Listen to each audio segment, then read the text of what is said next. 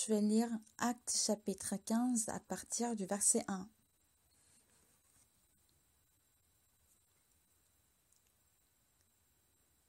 Si vous avez tous trouvé, nous allons lire à partir du verset 1.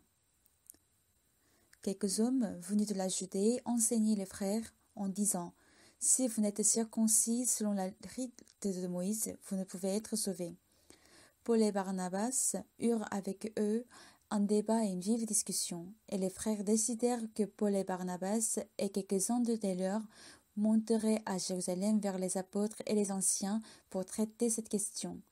Après avoir été accompagnés par l'Église, ils poursuivirent leur route à travers la Pénétie et la Samarie, racontant la conversion des païens, et ils causèrent une grande joie à tous les frères.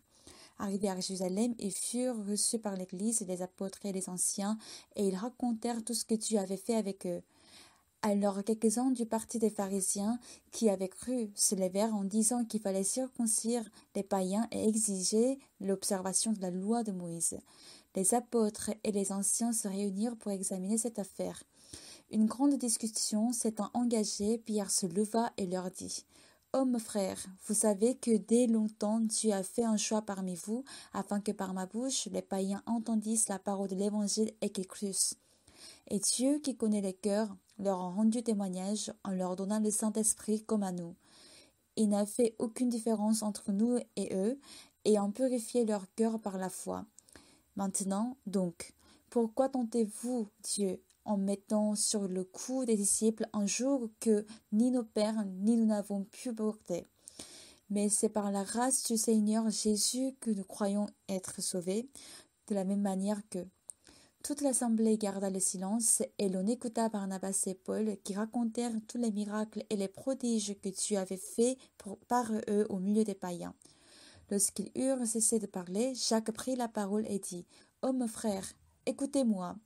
Simon a raconté comment Dieu a d'abord jeté les regards sur les nations pour choisir du milieu d'elles un peuple qui porta son nom. Et avec cela s'accordent les paroles des prophètes selon qu'il est écrit : après cela je reviendrai et je relèverai de sa chute la tente de David. J'en réparerai les ruines et je la redresserai, afin que le reste des hommes cherche le Seigneur, ainsi que toutes les nations sur lesquelles mon nom est invoqué, dit le Seigneur qui fait ces choses, et à qui elles sont connues de toute éternité. C'est pourquoi je suis d'avis qu'on ne crée pas de difficultés à ceux des païens qui se convertissent à Dieu, mais qu'on leur écrive de s'abstenir des souillures des idoles, de l'impudicité, des animaux étouffés et du sang. Car depuis bien des générations, Moïse a dans chaque ville des gens qui le prêchent, puisqu'on le lit tous les jours de sabbat dans les synagogues. Bonjour à tous. Nous avons lu ce matin Actes chapitre 15.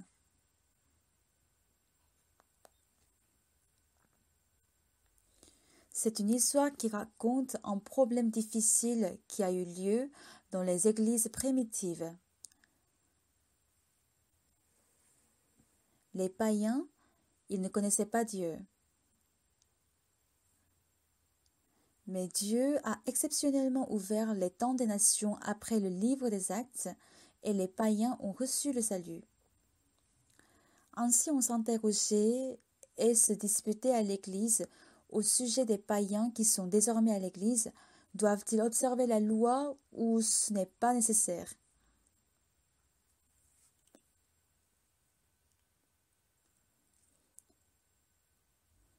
Dans la parole que nous avons lue, c'est que le problème s'est produit dans l'église d'Antioche, et l'apôtre Paul et Barnabas y enseignaient. Et ils ont persisté que ce n'était pas juste de demander aux païens de respecter la loi de Moïse et être circoncis. Par contre, beaucoup d'autres frères ont dit : non, les païens doivent également suivre la loi de Moïse et être circoncis. Mais ce problème n'était pas résolu à Antioche, alors ils ont posé la question à l'église de Jérusalem. On peut voir que, même dans l'église de Jérusalem, ils n'arrivaient pas à résoudre facilement, et qu'il y avait beaucoup d'opinions comme pouvons-nous commettre le péché alors que nous avons reçu le salut? Ou ne devons-nous pas vivre avec bonté? Ne devons-nous pas servir le Seigneur avec le zèle?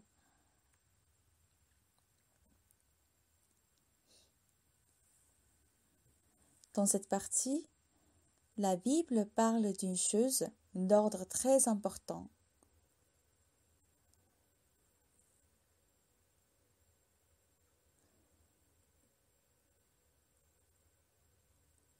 On peut lire dans la Bible que Satan a travaillé dans les églises afin que les gens mettent les œuvres de la loi en avant.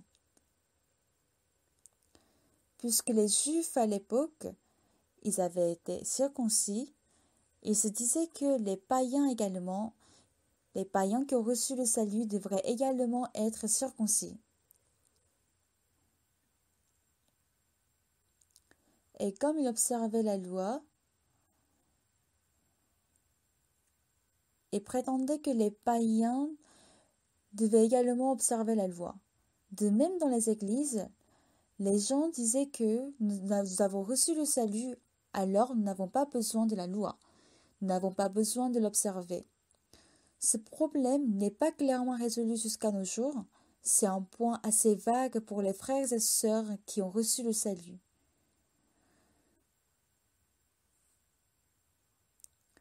Quand on dit d'observer la loi, ce n'est pas si mauvais du côté humain.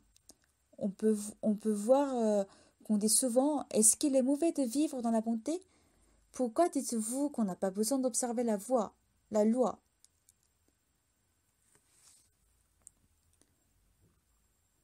Dans l'histoire de l'Église, ce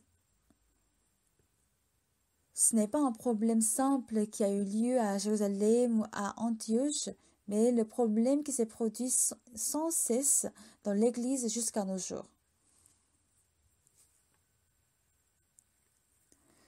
Tout récemment, je suis allée à Fiji et j'ai rencontré le leader de l'Église méthodiste et nous avons discuté sur John Wesley. John Wesley avait été envoyé comme missionnaire aux États-Unis, mais il a échoué et est retourné dans son pays, puis il a reçu le salut. Il est allé dans une église à Aldersgate, à Londres. Il a entendu la lecture du livre de Romains et il a eu l'assurance de son salut. À partir de ce moment, il prêchait un évangile qui était différent de celui qu'il prêchait auparavant, et il a été persécuté dans toutes les églises en Angleterre. Finalement, toutes les églises anglaises avaient interdit John Wesley à l'église par la loi. Comme il était exclu de l'église, alors il était sur son cheval pour prêcher la parole. Ainsi, il était appelé prédicateur à cheval et prédicateur en plein air. Il était sur son cheval et il a prêché la parole quand il y avait 2 personnes et il a fait des séminaires quand il y en avait 3. C'est ainsi qu'il a vécu. Il y a eu des personnes qui recevaient le salut à travers John Wesley et l'église méthodiste d'aujourd'hui a été formée. Avec le temps, le travail de Saint-Esprit n'a pas continué après John Wesley et l'Église commençait à suivre la chair. À l'Église, les gens disaient Wesley se levait à 5 heures du matin. Nous devons également nous lever à 5 heures. Il aimait la charité. Nous devons également aider les autres. Ainsi, les gens menaient des mouvements pour suivre les traces et les critères de Wesley. Les docteurs de la Bible disent que c'est à partir de ce moment que les églises méthodistes commençaient à être dépravées.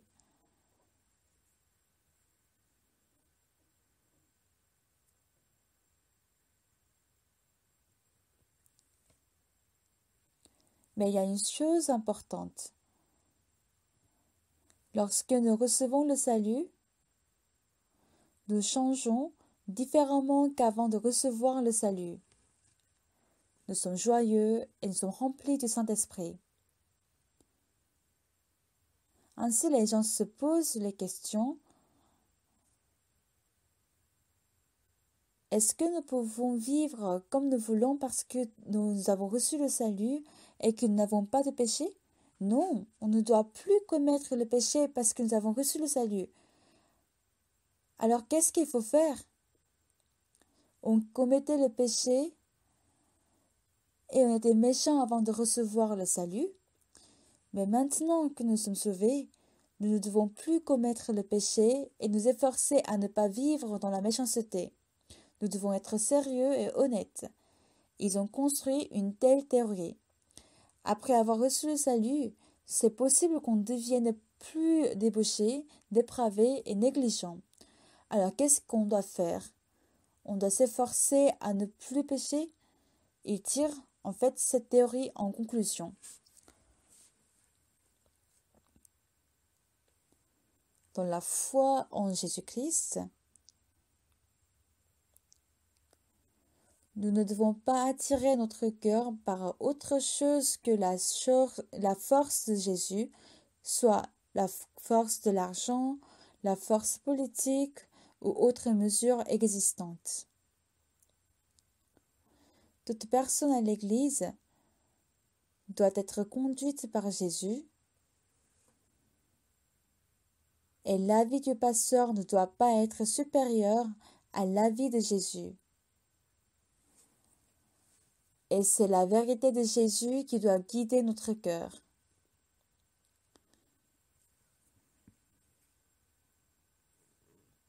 Quand les frères et sœurs viennent de recevoir le salut, ils sont très joyeux, ils sont contents et heureux. Même s'ils ne dorment pas, ils n'ont pas de sommeil, et ils peuvent prier et lire la Bible, et ils comprennent ce qu'ils lisent, ils sont très reconnaissants. Mais à un moment donné, dans le temps, nous avons plusieurs occasions de suivre la chair.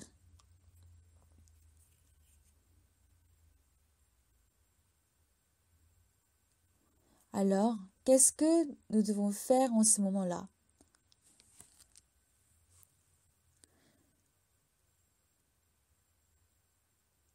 Dans 1 Pierre, il est écrit « Puisque vous avez été régénérés, non par une semence corruptible, mais par une semence incorruptible, par la parole vivante et permanente de Dieu. »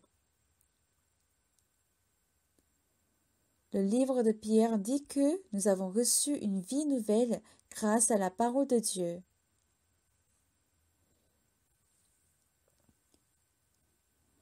Dans Jean chapitre 1, verset 1, « Au commencement était la parole, et la parole était avec Dieu, et la parole était Dieu. » Puis au verset 11, « Elle est venue chez les siens, et les siens ne l'ont point reçue. Mais à tous ceux qui l'ont reçue, à ceux qui croient en son nom, elle a donné le pouvoir de devenir enfants de Dieu. » C'est écrit ainsi, n'est-ce pas? Ensuite, lesquels sont nés non du sang, ni de la volonté de la chair, ni de la volonté de l'homme, mais de Dieu.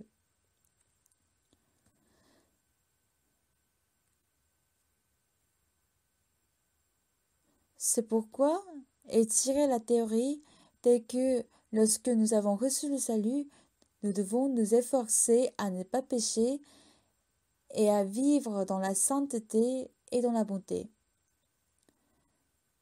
Mais si nous examinons de près, cette parole ne veut jamais dire que nous devons nous efforcer. La Bible dit que la parole de Dieu est une semence.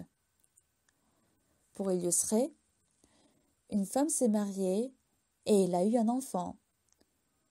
Si cet enfant vient de la semence de son mari, alors c'est une chose glorieuse et heureuse. Mais si une femme a eu un enfant,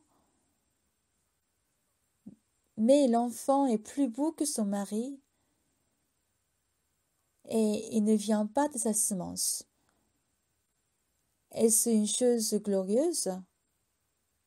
Non. Les Noirs ont été beaucoup méprisés par les Blancs. Un jour, un couple noir s'est marié et sa femme accouche un fils d'un homme blanc. Est-ce que son mari sera content ou fâché? Il sera fâché. Alors, ce qui est plus important que la naissance d'un enfant, c'est de savoir de quelle semence il est né. Vous comprenez? Il y a également la semence dans le monde du cœur qui change le cœur.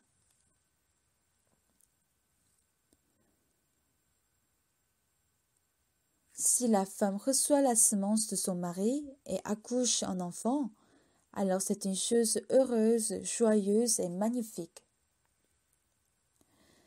Mais si une femme reçoit la semence d'un autre homme qui n'est pas son mari, et que par résultat elle accouche un enfant très beau et blanc, alors est-ce que son mari noir il sera content? Ne sera-t-il pas fâché? Il sera fâché. Appliquons cette histoire à la pratique dans notre vie. Lorsque nous avons des pensées perverses et méchantes, nous cherchons la bonne détermination en nous pour vivre dans la bonté et pour avoir un cœur doux.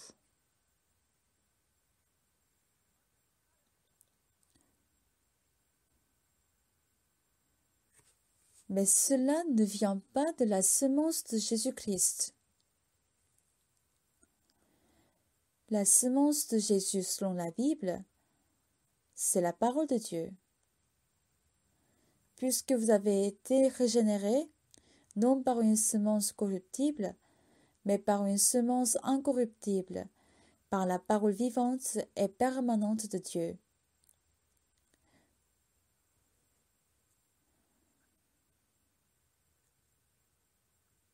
La semence du mari est capable de produire un enfant dans le corps de la femme. Comme cela, la force qui forme le cœur de Jésus en nous et qui rend notre vie sainte doit venir de la parole de Dieu.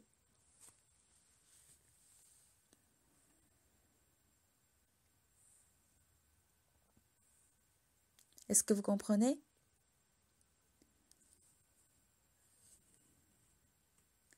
L'Église méthodiste servait bien Dieu, mais dans le temps, elle suivait le monde.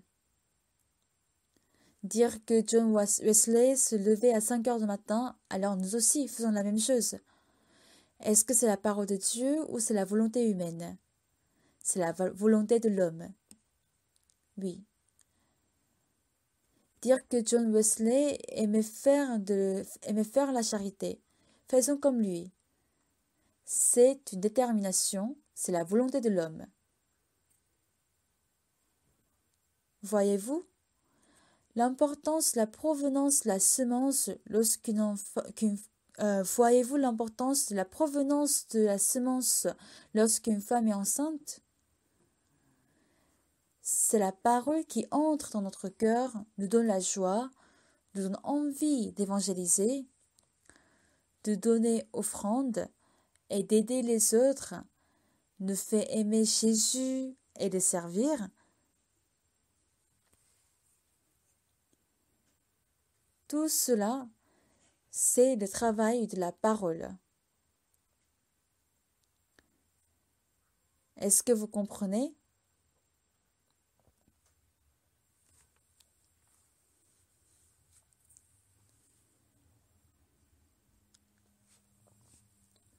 Quand vous lisez la Bible pour la première fois, vous ne comprenez pas bien ce que vous lisez. Pourtant, vous êtes en train de lire. Lorsque nous continuons à lire et nous renouvelons la lecture, Le Saint-Esprit de Dieu qui est dans sa parole vient en nous et nous donne une vie nouvelle et un cœur nouveau.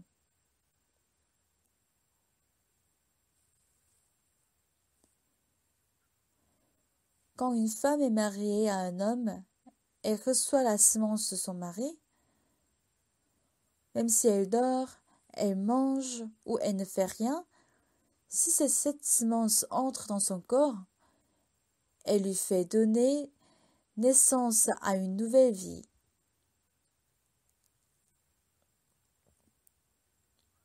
Tout comme cela, lorsque la parole de Dieu s'installe en vous, la parole ouvre un nouveau monde du cœur qui ne dépend pas de notre détermination ou de nos efforts.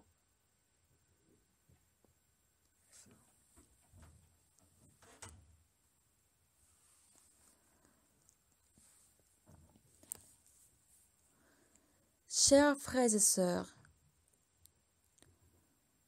est-ce que vous avez une fois fait l'expérience d'avoir un cœur nouveau en écoutant la parole?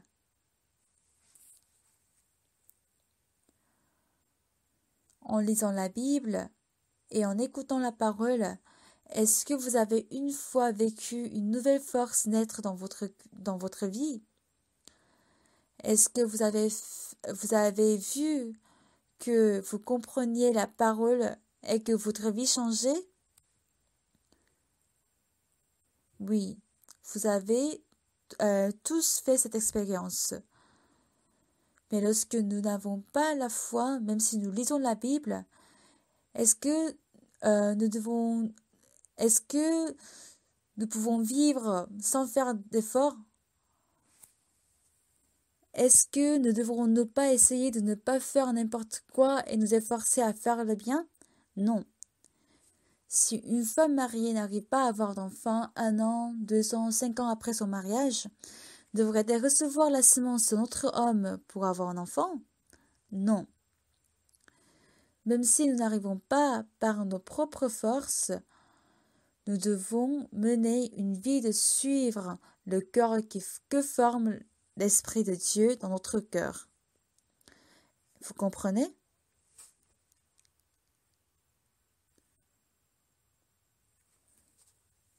C'est ce qui est écrit dans Jean chapitre 1, versets 11 au 13. Elle est venue chez les siens, et les siens ne l'ont point reçue. Mais à tous ceux qui l'ont reçue, à ceux qui croient en son nom, elle a donné le pouvoir de devenir enfants de Dieu, lesquels sont nés non du sang, ni de la volonté de la chair, ni de la volonté de l'homme, mais de Dieu. Non du sang, ni de la volonté de la chair, ni de la volonté de l'homme.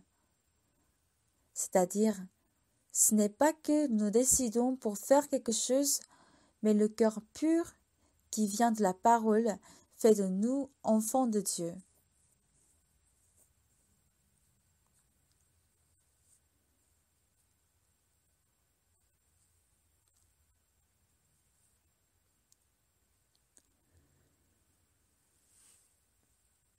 Beaucoup de pasteurs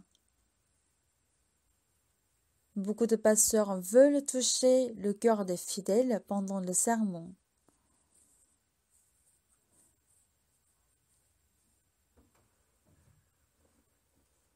Mais à part les émotions qui se créent par une bonne ambiance ou de paroles douces, il y a un cœur qui se forme lorsque la parole de Dieu entre dans votre cœur et heurte contre ce dernier. Quand une femme se marie, elle reçoit la semence de son mari. Elle seule n'est pas capable de former un bébé. Mais quand la semence du mari vient dans la femme, la force de produire un enfant vient en elle et donne naissance à une nouvelle vie.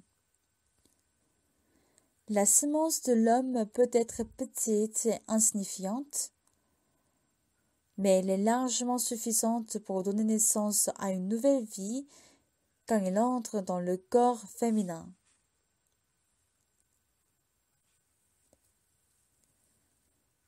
Tout de même, lorsque nous écoutons la parole de Dieu pour la première fois, il nous semble que ce n'est pas une histoire extraordinaire. Mais à un moment donné, quand la foi grandit, la parole de Dieu est considérée importante. Alors même si tout le monde mène une vie similaire, les gens qui accordent une grande valeur à la parole de Dieu ne peuvent pas la contredire.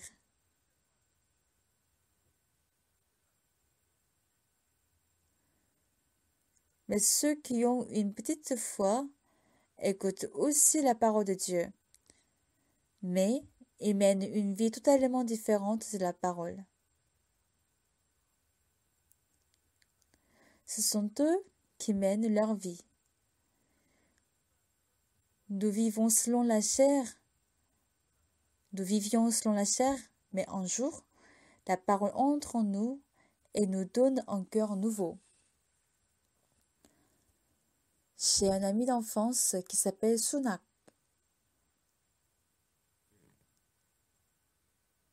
Après le repas du soir, on allait chez lui. Son père n'était pas là et il vivait qu'avec sa mère et son grand frère.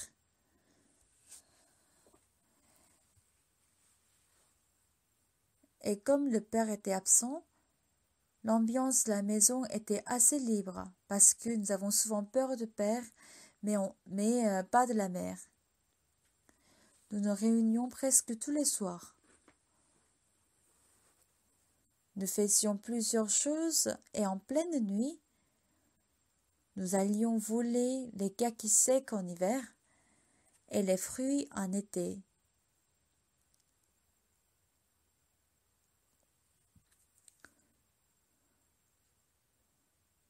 Nous avons volé beaucoup de fruits en été, mais comme moi j'allais à l'église, j'étais gentil, même dans le vol, je n'étais pas comme les autres. J'étais un gentil voleur. Quand on entrait dans un champ de melons jaunes, je faisais attention à mes marches pour ne pas piétiner les jeunes pousses. Parce que marcher sur les jeunes pousses endommageait plus les cultivateurs que de manger quelques fruits. Mes amis me disaient que si un voleur fait attention à cela, il vaut mieux ne pas voler. Mais moi, je ne marchais jamais sur les jeunes pousses. Et quand on volait des kakis, je tournais le fruit en le prenant pour ne pas briser les branches. Quand je cueillais les melons jaunes, je m'approchais des melons, je sentais d'abord si c'était mûr et ensuite je prenais un ou deux alors que mes amis cueillaient beaucoup et ils jetaient quand ce n'était pas mûr. J'étais gentille parce que si on allait beaucoup alors qu'on jette, ça endommage beaucoup les cultivateurs. Ça n'a pas de sens. Mais j'étais juste alors que j'étais un voleur. Je pensais, je ne fais pas comme vous. Je vole parfois parce que c'est inévitable, mais comme je crois en Jésus, je fais tout pour ne pas endommager les propriétaires.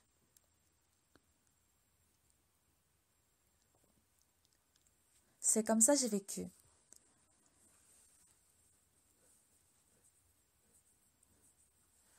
Je commençais à aller à la dévotion matinale à l'âge de 17 ans. Je ne sais pas parce que si c'est Dieu qui a voulu ainsi. Dans notre église, j'étais le premier à me lever. Je me levais tôt et sonnais la cloche 30 minutes avant la dévotion matinale. On sonnait la cloche 2 fois le matin et la cloche sonnait dans tout le quartier. Les églises dans mon quartier se disputaient beaucoup en formant 2 camps. Ils voulaient se vanter d'avoir de meilleures choses que l'autre église. Alors le diacre de mon église était allé jusqu'à la ville d'Égout pour acheter une cloche. Son diamètre faisait 1 mètre et c'était très très lourd. Même si je m'y accroche, la cloche ne sonnait pas. Il fallait beaucoup bouger pour faire sonner la cloche. Après avoir sonné la cloche, j'allais chez le pasteur parce qu'en ce moment, on n'avait pas de réveil. Pasteur, vous êtes réveillé? Il est l'heure de la dévotion matinale. Ah bon, c'est vrai, il est déjà l'heure. Merci. Donc, je jouais souvent le rôle du réveil pour le pasteur. Après la réunion, je confessais mes péchés. Lorsque j'étais tout seul. C'était vraiment difficile pour moi. Parce que quand j'allais chez Sunak le soir, je péchais, donc je ne voulais pas y aller. Mais quand j'y allais le soir, je volais et ensuite je me disais encore que je n'allais pas y aller de nouveau.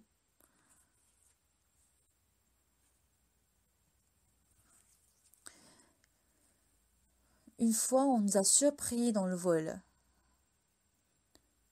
Comme le village était petit, tout le monde était au courant. Et le propriétaire des champs était l'ami de mon père. J'avais très peur. Et j'ai voulu qu'il ne dise rien à mon père, mais il a tout raconté en buvant avec mon père. Alors mon père m'a crié: Oksu, j'ai honte de toi, je ne peux pas vivre ici. Je devrais déménager à cause de toi. Donc je ne voulais pas y aller tous les soirs. Mais c'est ce que je pensais au petit matin, et le soir, j'y étais assis.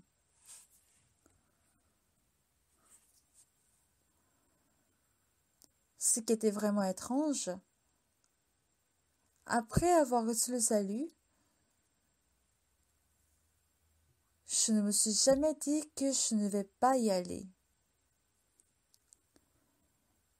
Mais un jour, je me suis trouvée en train de lire la Bible jusqu'à très tard à la maison, sans y aller. Et mes amis me demandaient où j'étais. Je ne sortais pas beaucoup pour lire la Bible. Je n'avais pas souvent à manger à Apcocton et l'hiver était très rigoureux à Jean-Palais. Je ne me suis jamais décidée pour surmonter ces difficultés.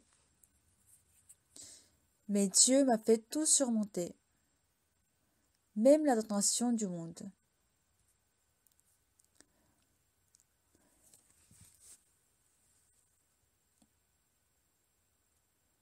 Il y a beaucoup de choses que je n'arrive pas à comprendre.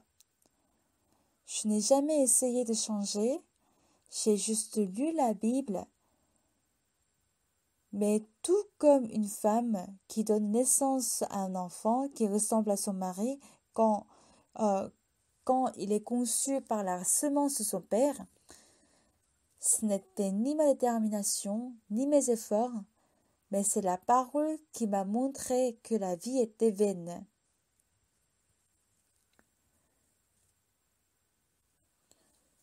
Je ne me suis pas dit que je ne vais pas aimer l'argent, car j'étais une personne qui suivait vraiment l'argent parce que j'ai subi beaucoup de difficultés à cause de l'argent.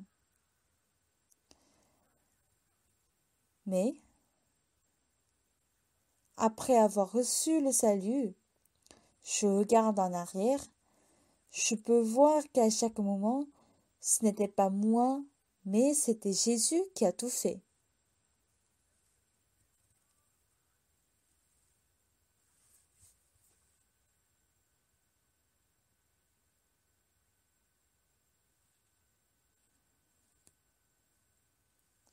Je pouvais souvent voir que ce n'était pas moi, ce n'est pas moi qui ai fait, mais c'était toujours Jésus. Je pouvais vraiment voir cela.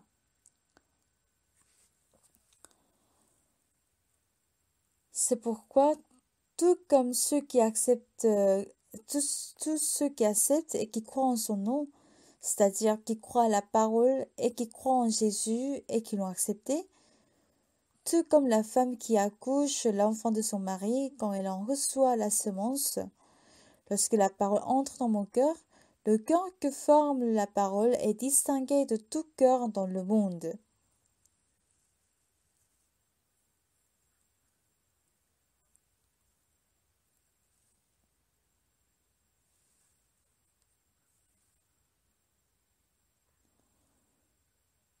De même, quand les églises se dépravent, si nous disons que nous devons être gentils, saints, loyaux, nous devons avoir le zèle, nous devons bien servir Dieu, et que nous devons être heureux de lire la Bible toute la journée ou d'évangéliser, tout cela, c'est la volonté de l'homme.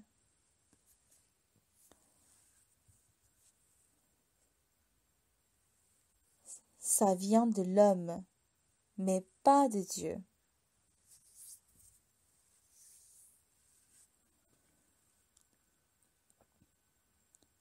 Cela n'est pas la semence de Dieu. L'ensemble des 66 livres de la Bible est la parole de Dieu et le cœur de Dieu. C'est la semence de Dieu.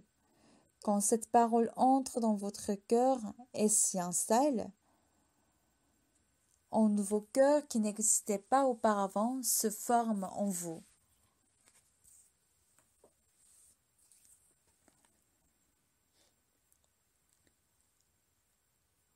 Lorsque j'ai reçu le salut, mon père a vu que j'avais changé. Il me disait que j'avais changé. Avant de recevoir le salut, je me décidai de ne pas aller chez mes amis le soir pendant la prière du matin, car quand j'y allais, je péchais et je faisais du mal. Mais je n'y arrivais pas. Après le dîner, j'étais tous les jours sans le savoir par moi-même. Mais après avoir reçu le salut, je pouvais voir que je lisais la Bible à chaque fois que j'avais un peu de temps libre. J'évangélisais et j'avais changé. Mais cela ne vient pas du sang, ni de la volonté de la chair, ni de la volonté de l'homme. Venir à la dévotion matinale pour mener la vie spirituelle, quand cette envie vient de Dieu, et que cela vient de ma détermination, c'est tout à fait autre chose.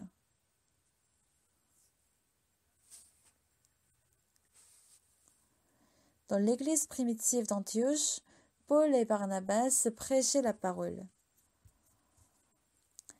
L'église d'Antioche est une église des païens. Au début, les églises primitives prêchaient la parole seulement aux Juifs, puis elle a commencé à prêcher aux païens, et les temps des nations ont été donnés et ils ont reçu le salut. Ainsi les frères disaient qu'ils observaient la loi avant de recevoir le salut.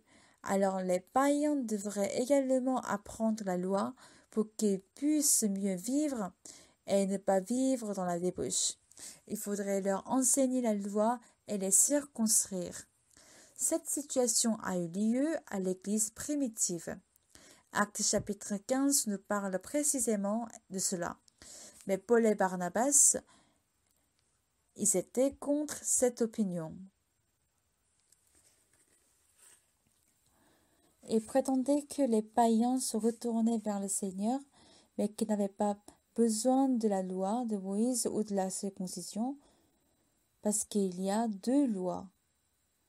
L'une d'entre elles est la tablette des 10 commandements sur laquelle est inscrite de ne pas tuer, de ne pas commettre l'adultère, de ne pas voler. En entendant cela, s'efforcer à ne pas voler, à ne pas commettre l'adultère, à ne pas tuer, ça c'est la loi de Moïse. Et il y a une seconde loi, qui est la loi de l'esprit de grâce, qui me fait détester le vol, même si je ne prends pas de résolution pour ne pas voler et ne pas mentir.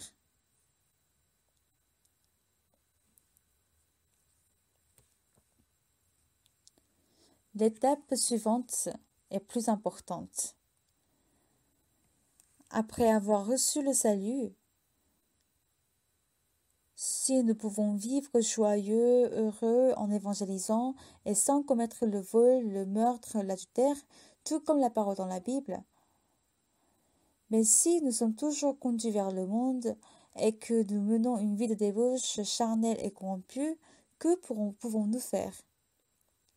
En ce moment, beaucoup de personnes appliquent la loi telle que je ne dois pas voler, je dois m'efforcer à ne pas voler, je dois essayer de ne pas commettre l'adultère, je ne vais pas m'approcher des femmes. Cela montre que nous comptons sur nos œuvres.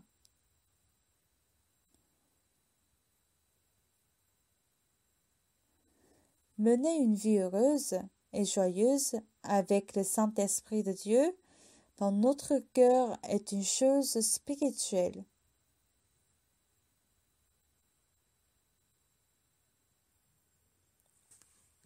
Mais faire des choses alors que le Saint-Esprit n'agit pas dans mon cœur, même quand je l'ai fait par ma détermination, c'est la volonté de l'homme.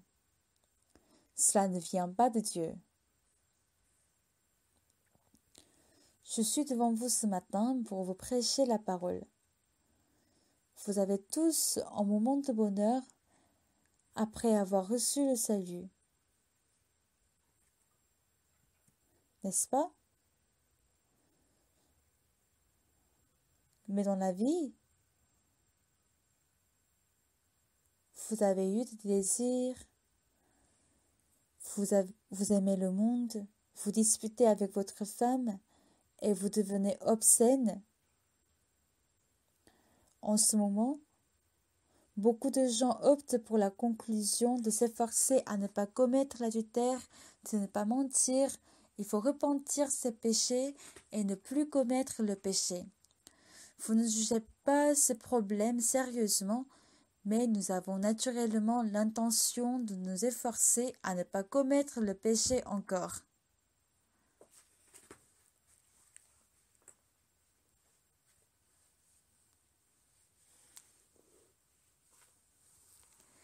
Actes chapitre 15 présente l'histoire dans laquelle les frères se disputent au sujet des païens qui sont retournés en Jésus.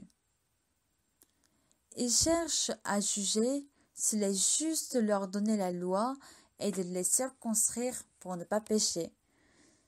Cette lutte n'a pas eu lieu que dans Actes chapitre 15, mais à tout moment dans l'histoire chrétienne et jusqu'à aujourd'hui, même dans nos églises. C'est pourquoi lorsque vous aimez le monde, vous prenez la résolution de ne pas aimer le monde, de ne pas rencontrer des amis, de ne pas se rapprocher des femmes pour ne pas avoir de cœur obscène. Mais c'est notre manière de vivre, car nous n'avons pas de confiance en Jésus, le tout saint, qui vit en nous, et nous ne croyons pas qu'il nous donnera une vie éclairée. Lorsque vous aimez le monde, vous êtes charnel ou obscène alors que vous avez reçu le salut.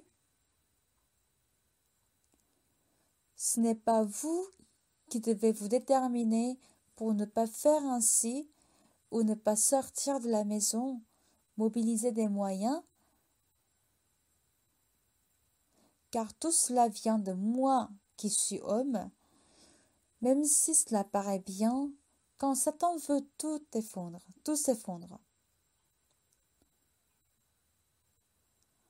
Mais les moyens de Dieu ne s'effondrent jamais. Quand il y a ces choses qui se passent, ce n'est pas que je prends la résolution de ne pas faire, mais quand la parole entre en nous, la parole nous change.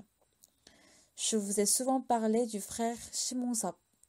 Il a reçu le salut il y a très longtemps, mais il vivait dans l'école. Quand on écoute son témoignage, il dit qu'il a beau essayer, il s'est déterminé de ne pas boire. Il était dans une grande souffrance, mais ça ne marchait pas. Il a essayé une fois, 2 fois, 3 fois, mais comme ça ne marchait pas, dès qu'il pensait à arrêter de boire, il avait des maux de tête et il souffrait. C'est-à-dire, Quand l'homme essaie de ne pas boire, de ne pas prêcher et de ne pas être obscène en comptant sur sa détermination et sur sa résolution, on dit ma détermination, ma résolution. Abritez-moi de l'alcool, de l'obscénité, de la méchanceté. Finalement, ma résolution vient de moi. Dieu est le plus élevé et puis Satan est plus faible que Dieu, mais il est plus fort que nous. Ainsi, nous occupons la 3e place. Et si nous luttons contre le péché et Satan par ma détermination, ça s'effondrera. C'est pourquoi pour vaincre le péché, nous devons faire l'alliance avec Dieu. Si nous sommes avec Dieu et nous avons le cœur de Dieu, nous pouvons vaincre le péché, mais si nous comptons sur notre propre résolution, comme la résolution vient de nous-mêmes, la détermination vient de nous-mêmes, et que nous mobilisons nos efforts, alors si le mauvais esprit nous tire, nous tombons sans force.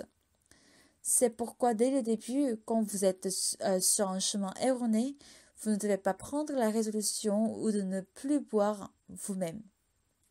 Parce que même si je me décide, je tombe très facilement devant la tentation de l'alcool. Le père d'un frère de notre église a pris la résolution de ne plus boire, car le docteur lui a dit qu'il allait mourir s'il boit. Mais il est allé dans une fête, alors son cœur changeait, et il avait envie de boire. Si je bois un tout petit peu, ça ira. Je vais boire un peu. Ah, ça tient, ça va, je peux boire. Je veux encore. Non, ça va. Donnez-moi encore un autre gobelet. Ça va, c'est bien. Ça allait, mais quelques heures plus tard, il avait eu mal au ventre et il a rendu l'âme. De même, ce n'est pas vous qui êtes le soldat dans la lutte spirituelle. Vous ne devez pas mettre en avant votre détermination, votre résolution ou vos efforts pour lutter contre la tentation, le péché et l'obscénité. Combien de fois un enfant qui est accro aux jeux vidéo aurait pris la résolution de ne pas jouer aux jeux vidéo? Les drogués ne manquent pas de résolution. Avec ma résolution, c'est moi qui combats. Mais comme je ne peux pas vaincre Satan, même si je me décide, je ne peux que tomber face à Satan. Alors, il ne s'agit pas de prendre la résolution, de doubler les efforts ou de travailler nous-mêmes, mais nous devons nous lier le cœur au Seigneur. Est-ce que vous comprenez? Vous avez appuyé le bouton marche de votre ventilateur à la maison, mais s'il ne marche pas, quelle est la cause? Vous devez vérifier s'il y a l'électricité, si le fusible est bon et s'il est bien branché, mais vous n'allez pas tourner les ailes du ventilateur vous-même. Est-ce que vous voyez? Les bonnes œuvres, elles viennent de Dieu. Dieu seul est bon. Vivre dans la bonté, c'est accepter la parole de Dieu et se tenir dans le cœur de Dieu.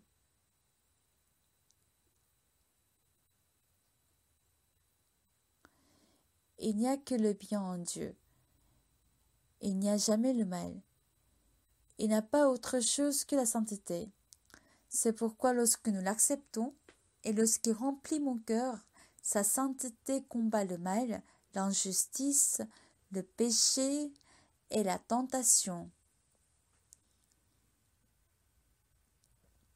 Après avoir reçu le salut, nous sommes parfois tentés par le monde. Même si nous avons reçu le salut, même si nous avons évangélisé et que les gens ont reçu le salut, la tentation vient à nous et nous pouvons être entraînés par de mauvaises pensées. En ce moment, nous devons examiner de près nos pensées. Vous devez juger précisément si je suis dans le péché, j'ai commis des erreurs malgré le salut. Est-ce que je peux me sauver du mal? Ou c'est Jésus qui fait? Je suis déjà dans le péché. Mais si je m'efforce, je ne peux pas sortir du péché. Je ne peux pas sortir de la tentation. Si vous arrivez à comprendre exactement cela, mon cœur se lie au cœur de Jésus.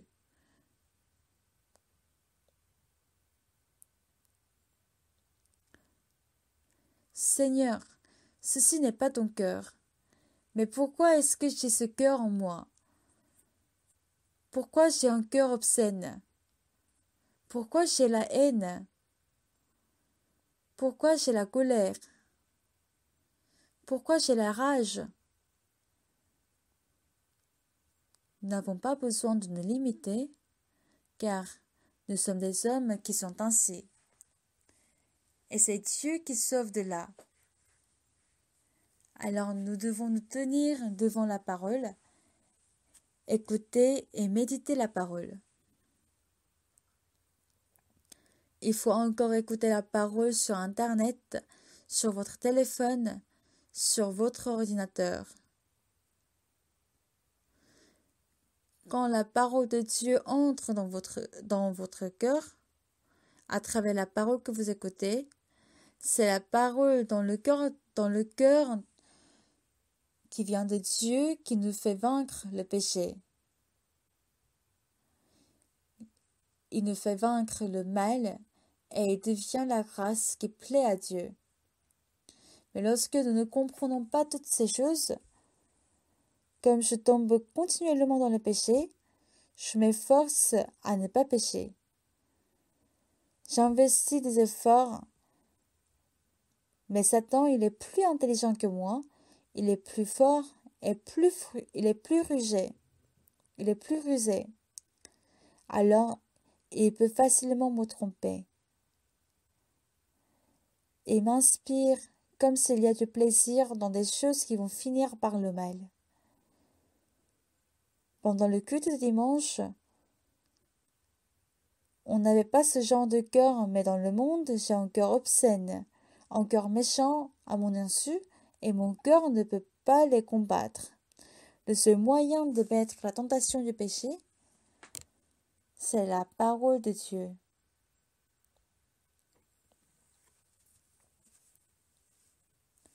Un jour, j'ai compté le nombre de Bibles que j'ai avec moi.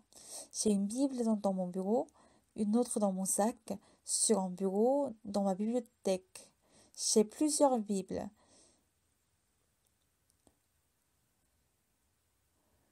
J'ai une Bible que j'ai divisée en plusieurs parties. Un de ces numéros comprend les évangiles de Matthieu, Marc, Luc, Jean. J'ai aussi une petite Bible que je garde dans mon sac et je lis quand j'ai un peu de temps libre. Tout commence sur la semence du mari qui s'installe dans le corps de la femme et fait naître une nouvelle vie. Cette semence provient du mari et se ressemble à lui.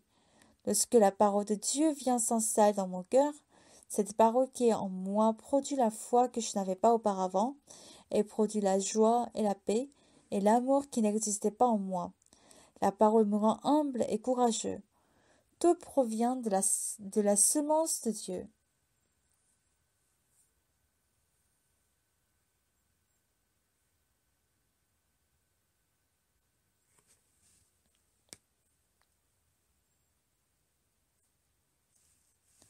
Quand vous écoutez la parole le dimanche, vous pensez que vous ne changez pas parce que vous avez écouté la parole. Mais quand vous manquez un dimanche, 2 dimanches et 4 dimanches, votre cœur se dirige vers le monde.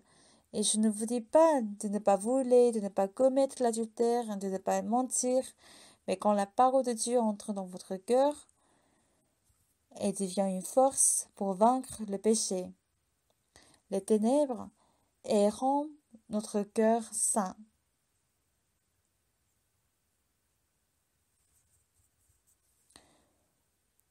Au commencement était la parole, et la parole était Dieu, et la parole était avec Dieu, et la parole était Dieu. Elle était au commencement avec Dieu. Toutes choses ont été faites par elle, et rien de ce qui a été fait n'a été fait sans elle. Elle était en vie, et la vie était la lumière des hommes. La lumière, lui, dans les ténèbres, et les ténèbres ne l'ont point reçue.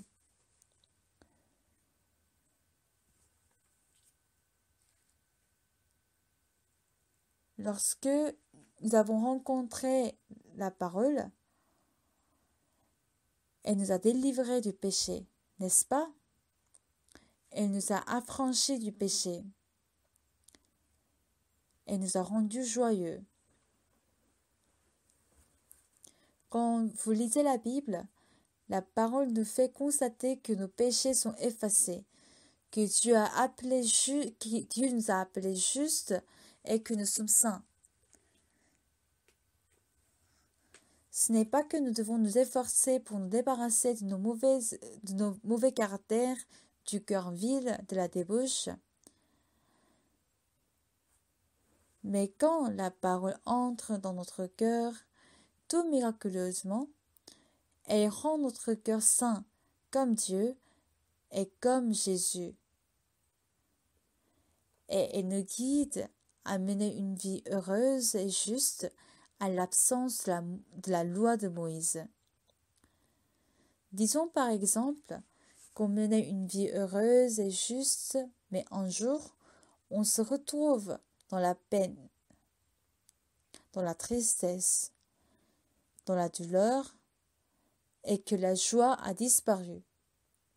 En ce moment, nous ne devons pas nous efforcer à être heureux, mais c'est la parole qui doit entrer dans notre cœur. Lorsque la parole entre dans notre cœur, elle forme un nouveau monde de cœur que nous n'avons jamais vécu jusqu'à présent. C'est une chose si reconnaissante que je ne peux pas tout exprimer.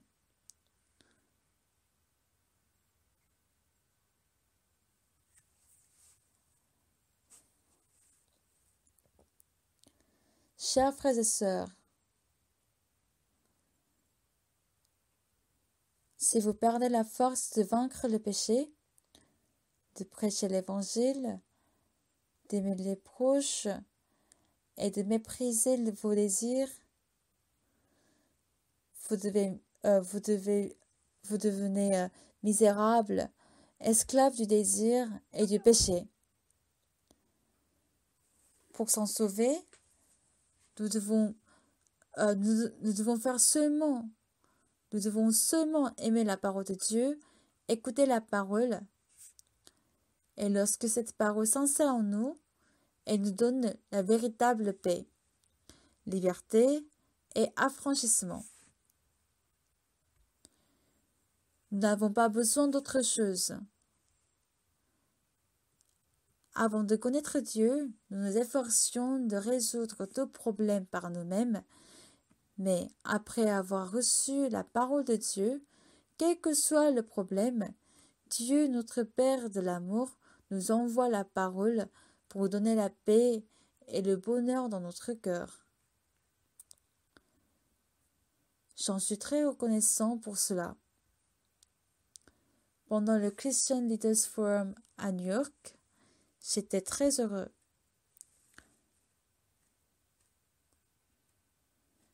Beaucoup de gens qui étaient avec nous étaient heureux.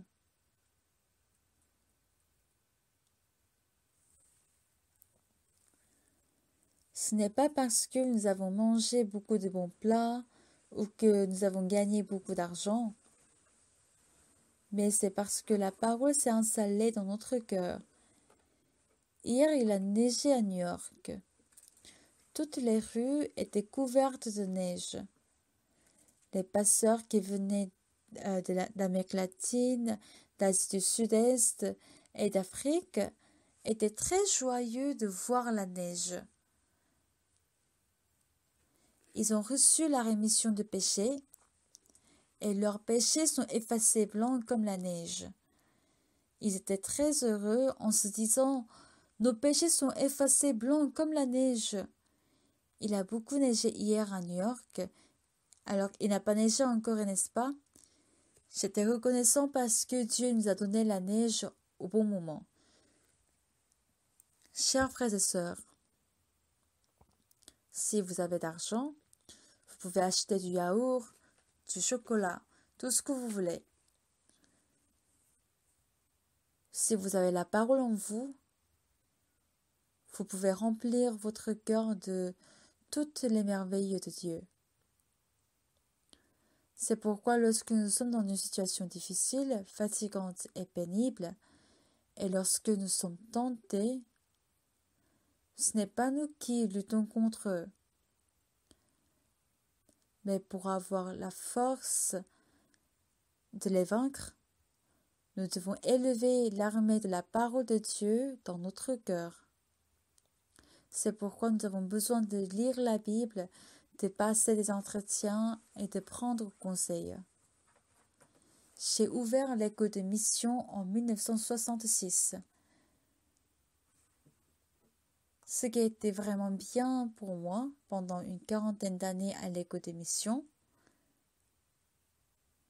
c'est que après le petit déjeuner, je prêche la parole. Parfois, j'ai beaucoup de choses à dire. Parfois, je n'ai rien à dire, mais je dois les enseigner la Bible. Je cours avec la joie pour aller donner le cours, mais parfois, je suis en colère et parfois, je dispute avec ma femme avant d'y aller. Malgré tout, j'y vais et j'ouvre la Bible et je parle. Je disputais avec ma femme de temps en temps. Un jour, je me suis dit, elle est très fatigante. Est-ce que je pourrais faire le travail de l'évangile avec elle? Comment pourrais-je prêcher l'évangile? Ce n'est pas possible. Un côté de mon cœur était très sombre et l'autre côté était très lumineux. À ce jour, Satan m'a donné une pensée négative, une pensée d'arrêter l'école de mission. Je suis allée enseigner avec cette pensée. J'étais assis à ma place, mais je n'avais pas du tout envie de parler. Je n'avais rien à dire. Il y avait beaucoup de paroles qui étaient en moi, s'étaient échappées. Je ne pouvais vraiment pas prêcher la parole.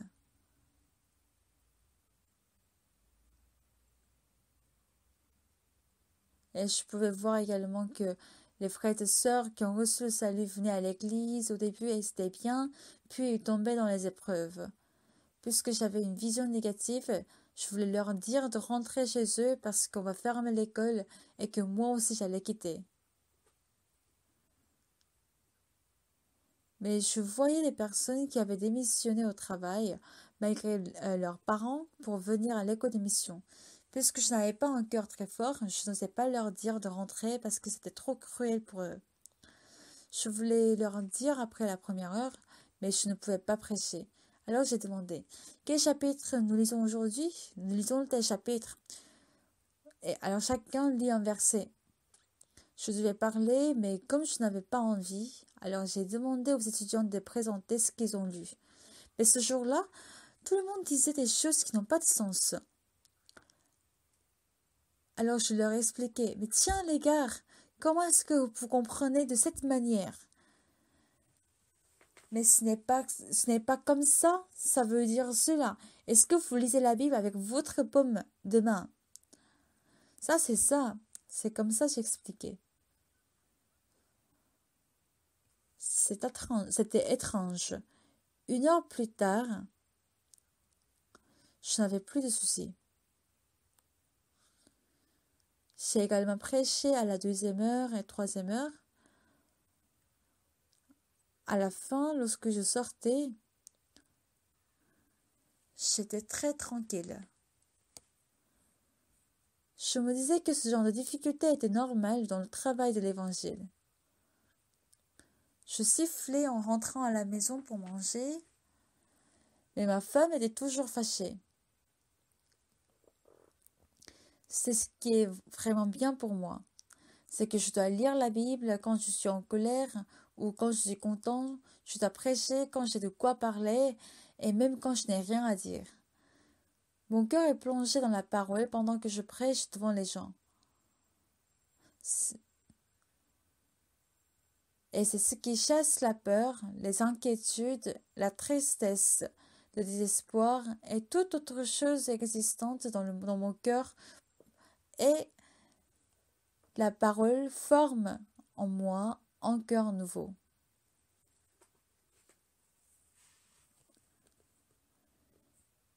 Dans la culture du potiron, il y a des fleurs mâles et femelles. Les fleurs femelles sont sur un petit potiron alors que les fleurs mâles fleurissent tout seules. Quand les abeilles se posent sur les fleurs mâles pour prendre le miel, les pollens collent sur eux. Puis ils vont sur les fleurs femelles, les pollens se transmettent et ça fait porter des fruits.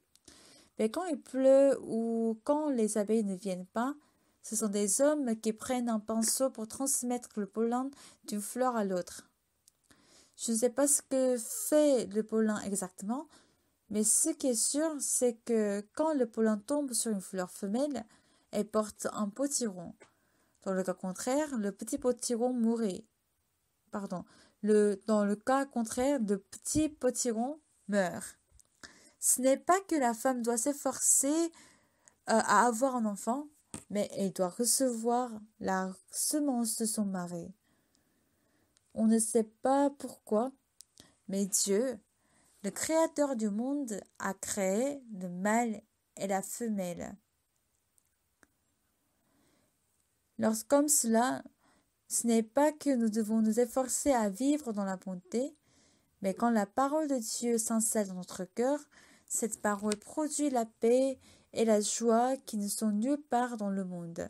Cependant, les résolutions du type « je vais vivre dans la bonté, je ne vais jamais répéter la même erreur » ne servent à rien. Le problème n'était pas résolu à Antioche ni à Jérusalem et finalement ils ont tiré une conclusion. On ne crée pas de difficultés à ceux des païens et se convertissent à Dieu. Actes chapitre 15, versets 19 et 20. C'est pourquoi je suis d'avis qu'on ne crée pas de difficultés à ceux des païens qui se convertissent à Dieu, mais qu'on leur écrive de s'abstenir des souillures des idoles, de l'impudicité, des animaux étouffés et du sang. C'est qu'on leur apprend que Dieu n'aime pas certaines choses comme les idoles, l'impudicité, les animaux étouffés et du sang, et pour le reste, on croit que la providence de Dieu conduira pour la suite. Quand un frère témoigne de sa prière exaucée, un autre frère pense « Ah, je l'envie, ma prière n'est pas encore exaucée ». Et quand un frère évangélise une autre personne qu'une autre personne a reçu le salut, il y a encore un autre frère, cet autre frère, il dit « Mais pourquoi moi je n'arrive pas à évangéliser et qu'une personne reçoive le salut ?» Et il s'efforce pour qu'il puisse sauver une personne. Mais quand la parole de Dieu entre dans votre cœur, elle crée en vous un cœur nouveau et cette parole élimine le mal et renouvelle votre cœur. S'il y a parmi vous des personnes qui ont reçu le salut mais qui ne peuvent pas sortir de la vie charnelle, qui sont dans le péché, n'essayez pas d'en sortir, mais remplissez-vous de la parole. Frère Shimon Zap a énormément essayé d'arrêter de boire, mais il n'y arrivait pas. C'est lorsque la parole est entrée dans son cœur, il a naturellement arrêté de boire. Et il ne pense pas à boire. C'est une chose reconnaissante.